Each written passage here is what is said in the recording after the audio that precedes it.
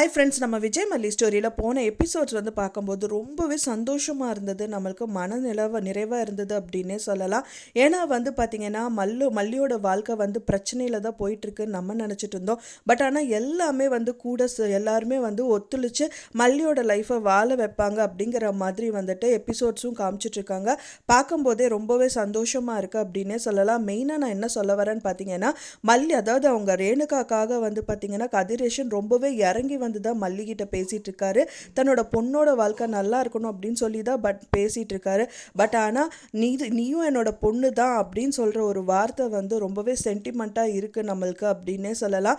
ஏன்னா வந்து மல்லியை பொறுத்த வரைக்கும் வந்து பார்த்திங்கன்னா, நீ எந்த பொண்ணாக இருந்தாலும் வீட்டில் வந்து யாருமே ஏற்றுக்க மாட்டாங்க. ஆனால் நான் சொன்னங்கிற ஒரே ஒரு காரணத்துக்காக என்னை வீட்டுக்கு வர சொன்னது மட்டும் இல்லாமல் நான் என்னோட மனசு கோலாமல் நீயும் நடந்துக்கிறியம்மா, இப்போ எனக்கு சாப்பாடு கூட கொண்டு வந்திருக்க அப்படிங்கிற மாதிரி சொல்கிறாங்க. அப்புறம் ஹாலில் படுக்க சொல்கிறா, நான் ஹால்லே படுத்துக்கிறேன் அப்படின்னு சொல்லி கதிரேசன் சொல்லும்போது, இல்லை சார் அங்கே ரூம் இருக்குது, நீங்கள் படுத்துக்கோங்க, சும்மா தான் இருக்குது அப்படிங்கிற மாதிரி மல்லி சொல்கிறாங்க.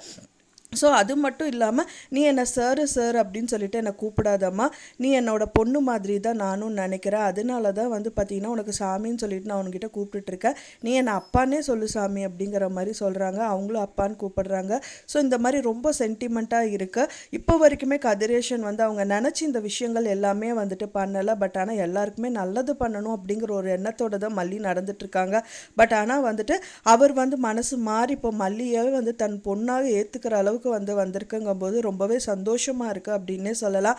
ஆனாலும் வந்து பார்த்திங்கன்னா, இப்போ ரேணுகாக்காக தான் இந்த மாதிரி இறங்கி வராரோ இல்லை நிஜமாகவே அவங்கள வந்து பொண்ணாக ஏற்றுக்கிட்டாரோ அப்படிங்கிற மாதிரி ஒரு கொஸ்டின் நமக்கு மனசில் எழும்பதான் செய்து, அதுவும் நிரந்தரமாக ஏற்றுப்பார் அப்படிங்கிற ஒரு கட்டமும் வரும். ஏன் பார்த்தீங்க அப்படின்னா வந்துட்டு ரேணுகா அப்படிங்கிற ஒரு பர்சன் வந்துட்டு பொய்யான பர்சன் தான், அது சுடர் அப்படிங்கிற பர்சனில் தான் அவங்க வந்து அந்த கேரக்டர் வந்து நடிச்சிட்டு இருக்காங்க. ஸோ அது இல்லை, அவங்க பொண்ணு கிடையாது, அது வந்து சுடர் தான், வேற ஒரு பொண்ணு அப்படின்னு தெரிய வந்துச்சுன்னா மனசளவில் அவர் வந்து நொறுங்கிடுவார் அப்படின்னே சொல்லலாம்.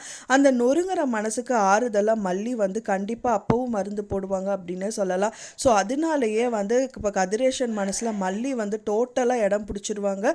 இப்போ அவங்க பொண்ணு நிஷா கம்பேர் பண்ணும்போது மல்லி தான் வந்து டாப் மோஸ்ட் பர்சனாக இருப்பாங்க. ஸோ அந்த மாதிரி ஒரு கட்டம் வந்துச்சுன்னா ரொம்பவே சூப்பராக இருக்கும். இப்போ இவங்க ஸ்ட்ராங்கான பர்சன் மல்லிக்கு கிடச்சிட்டாங்க அப்படின்னு நினச்சாலே வந்துட்டு ராஜேஸ்வரிக்கு பயங்கர அடியாக தான் இருக்கும். ஏன்னா வந்து யாருமே நெருங்கவே முடியாது. கதிரேசன் பயங்கர பர்சன், அவர் வந்து அவர்கிட்ட பக்கத்தில் கூட நெருங்க முடியாது. ஸோ அவரே வந்துட்டு அவங்க பொண்ணுன்னு நினச்சிட்டு மல்லியை ஏற்றுக்கிட்டாங்கன்னா ரொம்பவே சூப்பராக இருக்கும்னு நினைக்கிறேங்க. நம்ம சேனலுக்கு லைக் பண்ணி சப்போர்ட் பண்ணுங்கள் ஃப்ரெண்ட்ஸ். அது மட்டும் இல்லாமல் வந்து பார்த்திங்கன்னா, ஒரு சைடில் வந்து ராஜி சரி ரஞ்சிதா சரி அவங்க ஒரு பக்கம் வந்துட்டு பிளான் பண்ணிகிட்டு இருக்காங்க.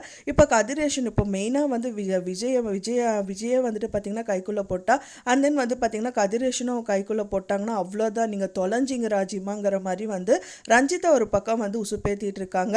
ஆனால் ராஜி என்ன சொல்கிறாங்க அப்படின்னா, என்ன அவள் பண்ணாலும் சரி நம்ம கையில் வந்து ரேணுகா இருக்கால, அவளை வச்சு நம்ம ஆட்டத்தை ஸ்டார்ட் பண்ணிடலாங்கிற மாதிரி வந்துட்டு அவங்க ஒரு பக்கமாக இருக்காங்க.